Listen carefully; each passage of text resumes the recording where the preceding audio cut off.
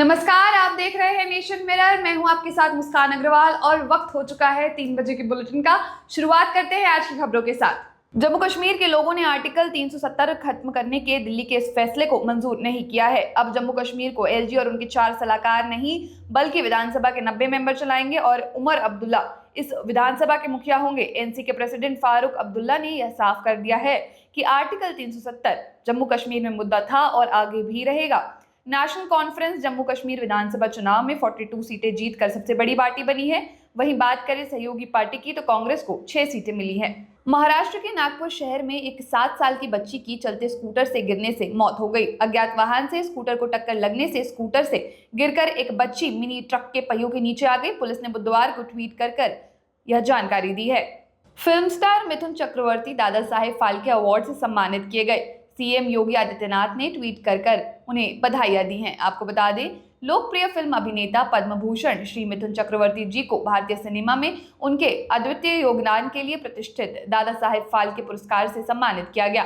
इस पर सीएम योगी आदित्यनाथ ने ट्वीट कर उन्हें बधाइयां दी हैं। बढ़ते हैं अगली खबर की ओर, जहां हिंदू धर्म के मंदिरों में आचार संहिता का जिस तरह उल्लंघन हो रहा है उसे देखकर ऐसा लगता है कि क्या सरकार अब मंदिरों और मठों की उद्योग की तरह चलाना चाहती है।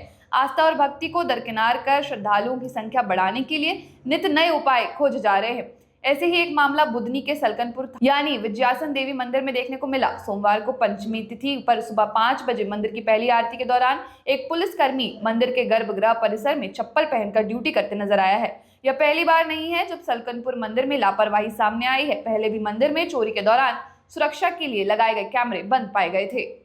हमें मालूम हुआ और बड़ा दुख हुआ कि हम सनातन की ओर आगे बढ़ रहे हैं और ये लोग पुलिस वाले हो चाहे कर्मचारी हों, अगर ऐसा अनुचित काम करेंगे तो उन पे जो है उनकी शिकायत करेंगे और उन पे कार्रवाई करवाएंगे। हम खट दर्शन रेवा मंडल की तरफ से और सभी साधु संतों की तरफ से उनकी शिकायत करेंगे, क्योंकि अभी सनातन के विषय में अभी योगी आदित्यनाथ जी ने परसों मीटिंग किए हैं। उसमें कहा कि अगर मंदिर जो है नहीं संभलेंगे तो साधु संतों की सुब्रत किए जाएंगे और जो गलत काम करेगा उनके ऊपर कार्रवाई की जाएगी। अगली खबर उज्जैन से है, जहां मध्य प्रदेश के उज्जैन में कालों के काल बाबा महाकाल के दरबार में आज सुबह भारतीय क्रिकेटर मयंक अग्रवाल, प्रसिद्ध कृष्णा और विशाल विजय कुमार पहुंचे। तीनों बाबा महाकाल की दिव्य भस्म आरती में शामिल हुए। बाबा महाकाल के दर्शन कर उनकी पूजन अर्चना कर आशीर्वाद लिया। बढ़ते हैं अगली खबर की ओर, जहां मध्य प्रदेश के बुधनी और विजयपुर विधानसभा सीट पर जल्द ही उपचुनाव होने हैं। इन तैयारियों के बीच कांग्रेस ने ईवीएम सेट करने की आशंका जताई है। पूर्व कानून मंत्री ने कहा कि हरियाणा के बाद अब मध्य प्रदेश और महाराष्ट्र में ईवीएम सेट होगी। बढ़ते हैं अगली खबर की ओर, जहां आज विश्व डाक दिवस के अवसर पर विश्व की सबसे बड़ी डाक व्यवस्था भारतीय डाक तंत्र के सभी समर्पित डाक कर्मियों तथा प्रदेशवासियों को उत्तर प्रदेश के मुख्यमंत्री सीएम योगी आदित्यनाथ एवं केंद्रीय नागरिक उड्डयन मंत्री ज्योतिरादित्य सिंधिया जी ने ट्वीट के माध्यम से बधाई दी है। आइए सुनते हैं उन्होंने क्या कहा। And as we celebrate National Postal Week, let's honor the contributions of our employees who work tirelessly to serve even the most remote and underserved areas of our country, ensuring essential services like mail and parcel delivery, Aadhaar updates, and financial inclusion reaches every corner of our country. With a special focus on Vittiya Sashaktikarana and empowering the girl child, India Post continues to strengthen the nation. I thank each and every one of you for your unwavering commitment and look forward to our journey ahead in transforming lives and connecting communities. Happy World Post Day to all. Let's stay true to our commitment of a Jana Seva, Dak Seva. Thank you. जय हिंद, जय भारत। मध्य प्रदेश की राजधानी भोपाल में 1800 करोड़ रुपए से ज्यादा कीमत की एमडी ड्रग्स बरामद हुई। नारकोटिक्स कंट्रोल ब्यूरो एनसीबी और एटीएस गुजरात ने मिलकर शनिवार को एक फैक्ट्री में रेड की, जहां ड्रग्स बनाए जा रहे थे। आपको बता दें कि इस मामले में 3 लोगों को गिरफ्तार भी किया गया है। उत्तर प्रदेश के लखीमपुर से एक हैरान कर देने वाला मामला सामने आया है, जहां अर्बन कोऑपरेटिव बैंक के चुनाव के बीच बीजेपी विधायक और बार काउंसिल के अध्यक्ष अवधेश सिंह के बीच झड़प देखने को मिली। बार काउंसिल के अध्यक्ष अवधेश सिंह ने बीजेपी विधायक को पुलिस के सामने ही थप्पड़ मार दिया। इतना ही नहीं, विधायक को खींचकर गिरा भी दिया। इस पूरे मामले का वीडियो अब सोशल मीडिया पर जमकर वायरल हो रहा है।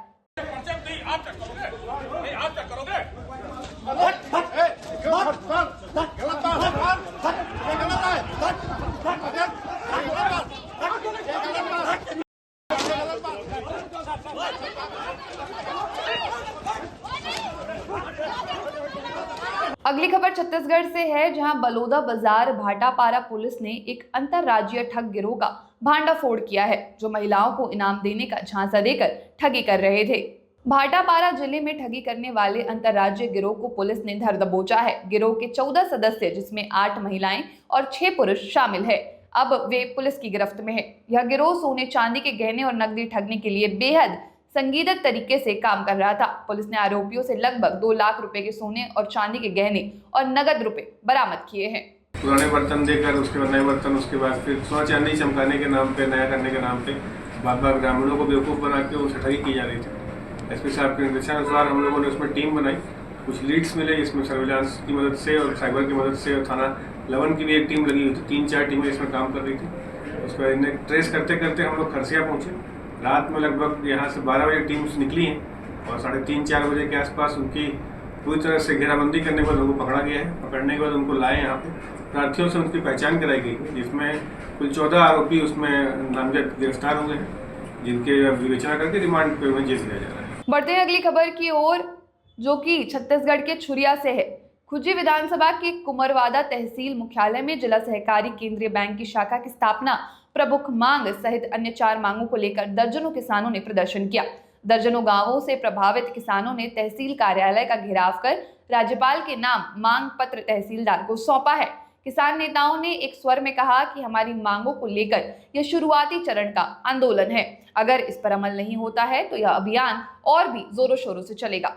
प्रदर्शन में शामिल हुए किसानों ने कहा कि कुमरदा में शाखा संचालित की जानी चाहिए, जिसके आसपास के करीबन 40 गांवों के लोगों को राहत मिलेगी। हमने मिलकर इस मांग को लेकर प्रदर्शन किया है और उम्मीद करते हैं कि इस पर जल्द ही निर्णय लिया जाएगा।